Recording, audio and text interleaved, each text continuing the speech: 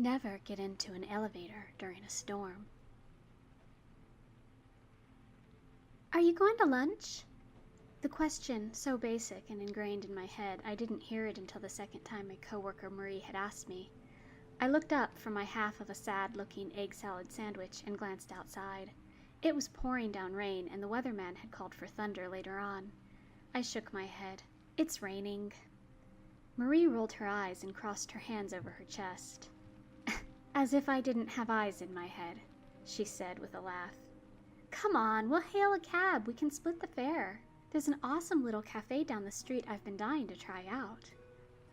I looked back down at my sandwich and finally made up my mind. Grabbing my jacket off the back of the chair, I shrugged it on. It was Friday, and the office was mostly empty due to the impending storm, and the threat of flooding was severe in our city that had been built over a swamp. I followed Marie towards the elevator, and she stopped just short of the doors, wrinkling her finger at the button that would call it. Do you mind? I hate touching the button, she admitted with a sheepish little laugh. I rolled my eyes good-naturedly, but called the elevator.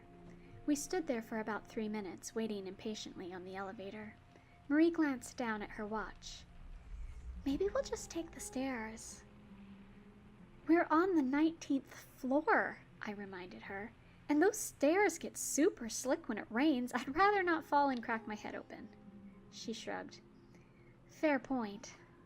It was at that moment the whir of the elevator could be heard, and with a pleasant ding, the elevator doors slid open to reveal the empty red interior of the elevator.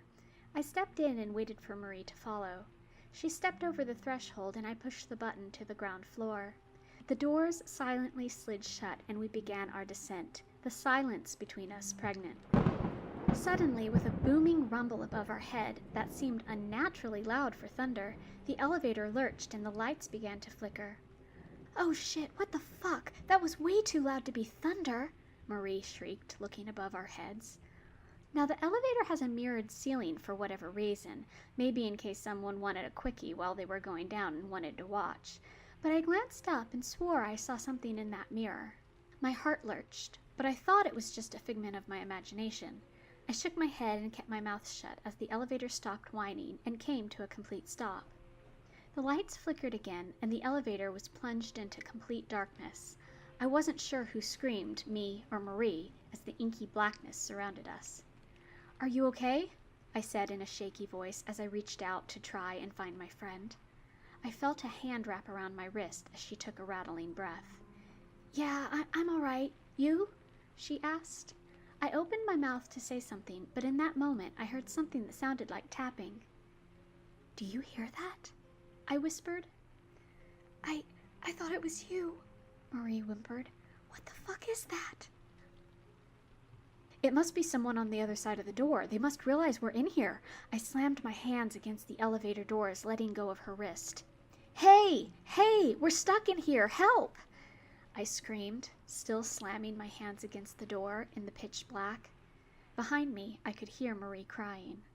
Something's wrong, she sobbed. Something doesn't feel right.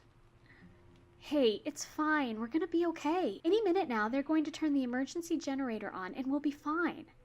I reached out to reassure my friend, but instead felt something cold under my fingertips. I instantly recoiled. Why are you so cold? I demanded. You didn't touch me, she protested.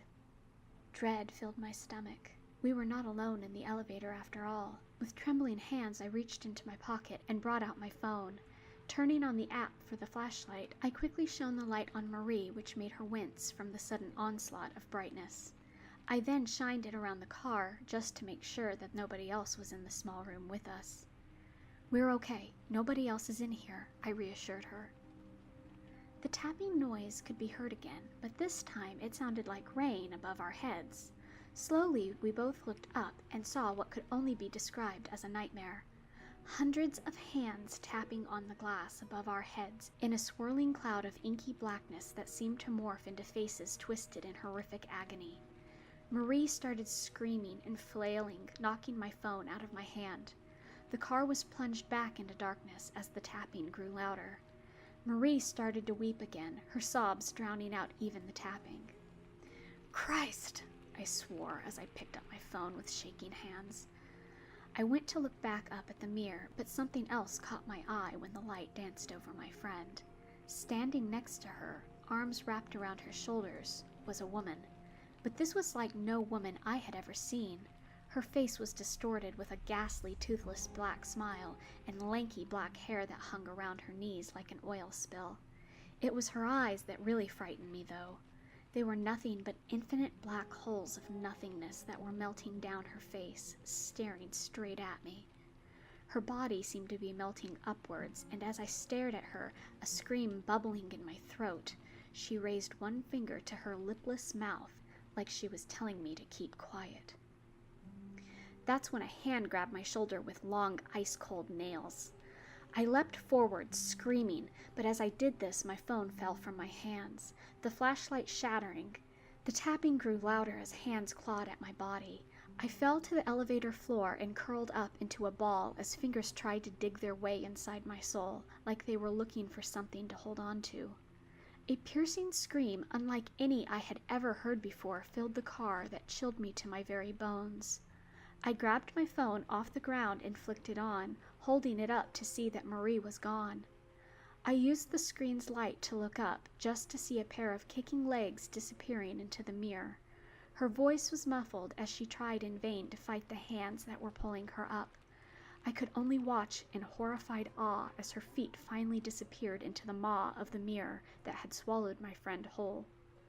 I watched as a pale pink hand with mauve-colored fingernails clawed against the ones that fought to drag her down into the inky abyss until finally the shrieks died away, and Marie was gone. With a grinding whir, the backup generator kicked on, filling the elevator with an eerie white light. It dropped 2 more stories until it finally opened in the lobby. Sobbing, I scrambled on my hands and knees out of the car, screaming at someone to call the police because Marie had just disappeared into the mirror. Someone either was terrified of me or pitied me because the police were called. The only traces of Marie they found was her shoe at the bottom of the elevator shaft. I was brought in for questioning, but I remained steadfast to my story. Without any evidence, I was allowed to leave, albeit on quite a few medications. I know I'm not crazy. I know what took my friend, and I fear it will happen again. Never get into an elevator during a storm, or it may be the last thing you ever do.